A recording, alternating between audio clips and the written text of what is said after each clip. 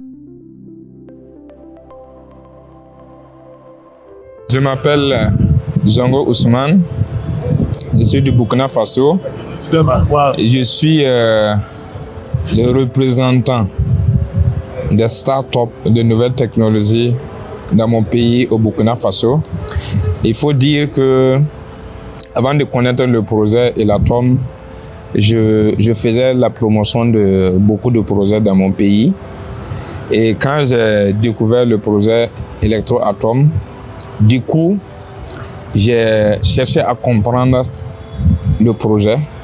Et quand j'ai analysé le projet, je me suis rendu compte que c'est un projet qui correspondait pratiquement à mes ambitions, à ma vision que je me suis fixé, qui est de créer une communauté des gens qui vont atteindre ce qu'on appelle la liberté financière d'ici 2030. Donc, quand j'ai connu le projet Electroatom, j'ai analysé le projet, j'ai vu que ce projet répond à tout ce que j'avais comme critère pour pouvoir amener les gens à atteindre ce qu'on appelle la liberté financière. Parce que non seulement j'ai vu que c'est un problème, c'est un projet qui vient résoudre un gros problème de ma communauté. Et moi, personnellement, j'avais l'ambition d'électrifier, par exemple, mon village, de permettre à beaucoup de gens qui n'ont pas accès à l'électricité, de faire en sorte que ces gens-là puissent gagner l'électricité. Donc, du coup, ce projet-là, quand j'ai découvert ça, je me suis dit, c'est ce que vraiment je cherchais comme projet. Parce que non seulement, moi j'investis par exemple dans ce projet, pas pour moi seulement, mais non seulement c'est pour permettre à ce que le CEO puisse arriver à réaliser le projet le plus vite possible. Mais en plus de ça, je veux utiliser cette technologie-là pour permettre à beaucoup de gens dans mon pays qui n'ont pas accès à l'électricité, d'avoir l'électricité. Donc, ça fait que, étant donné que je faisais la promotion de beaucoup d'autres projets, bien vrai que ce sont des projets qui peuvent permettre de gagner de l'argent, mais ça ne résout pas autant de problèmes critiques dans notre communauté comme ce projet Electroatom. Donc, j'ai essayé de rapprocher ma communauté. J'ai posé un peu le problème d'électricité que nous avons dans nos pays en Afrique.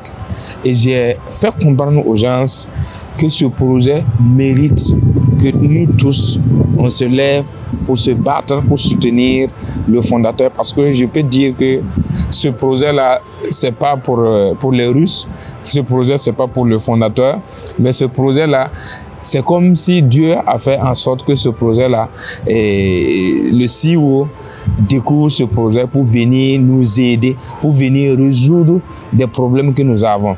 Donc, du coup, j'ai imposé en quelque sorte tous ceux qui épousent mon idée, tous ceux qui sont dans ma communauté, de faire en sorte pour que eux tous, ils s'inscrivent dans le projet, eux tous, ils donnent l'information du projet, parce que d'une manière générale, le meilleur moment pour profiter au maximum possible d'un projet, c'est à ce début.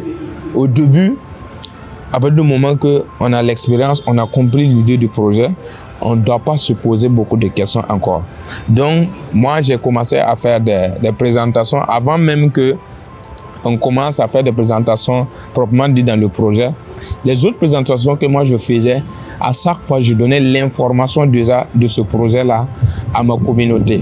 Donc, du coup, j'ai arrivé à toucher beaucoup de monde dans un laps de temps et j'ai arrivé à cultiver une certaine confiance sur le plan national autour de moi, que ce soit sur le plan national, que ce soit sur le plan international. Donc, les gens me font confiance dans tous les projets que je suis. Les gens savent que j'ai de l'expérience. Avant de me lancer dans un projet, je cherche à comprendre, je regarde l'impact que le projet a sur ma communauté, je regarde le côté financier. Qu'est-ce que concrètement le projet peut apporter à ma communauté? Donc, du coup, étant donné que les gens me faisaient confiance et que j'ai donné l'idée de ce projet, les gens ont commencé à investir, à s'inscrire dans le projet sans même chercher à comprendre le fond du projet. Parce que ce que moi je fais, c'est quoi? D'abord, j'amène les gens à avoir ce qu'on appelle une intelligence financière. Parce que très souvent, c'est parce que les gens n'ont pas d'intelligence financière que les gens ne savent pas saisir les opportunités. Et j'ai arrivé, par la grâce de Dieu, dans ma communauté, à amener les gens à changer de mentalité, à comprendre l'enjeu d'investir dans des projets de nouvelles technologies. Étant donné que Electroatom, c'est un projet qui n'existe nulle part dans le monde et que ça vient résoudre un problème que tous les pays dans le monde ont, même les pays développés qui ont accès à l'électricité. Soit ils ont accès à l'électricité en polluant l'atmosphère, en donnant une électricité qui est chère à la population, soit dans nos pays en Afrique, la plupart des pays en Afrique, beaucoup de gens n'ont pas accès à l'électricité. Donc du coup, le projet, on n'a pas besoin de trop parler pour convaincre les gens parce que tout le monde a besoin de ce projet. Et tout le monde connaît réellement le problème que ce projet va venir résoudre dans la vie des gens. Donc du coup, j'ai vu que dans ce projet-là, nous, on doit se battre pour soutenir ce projet par tous les voies et moyens, que ce soit sur le plan financier, que ce soit sur le plan environnemental. Ce projet vient résoudre tous les problèmes que notre communauté avait. Donc, l'invite que moi j'ai à donner aux gens, encore une fois, nous sommes venus à cette conférence internationale, cette première conférence internationale en Côte d'Ivoire, et que nous avons vu de nos propres yeux. On a assisté à la conférence avec le CEO, on a discuté avec le CEO, on a posé beaucoup de questions pour mieux comprendre non seulement la technologie, les entreprises qu'il a créées. Aujourd'hui, ce que je peux vous dire, vous pouvez investir au maximum possible dans le projet parce que tout ce que vous avez besoin pour atteindre ce qu'on appelle la liberté financière, ce projet vous donne ça.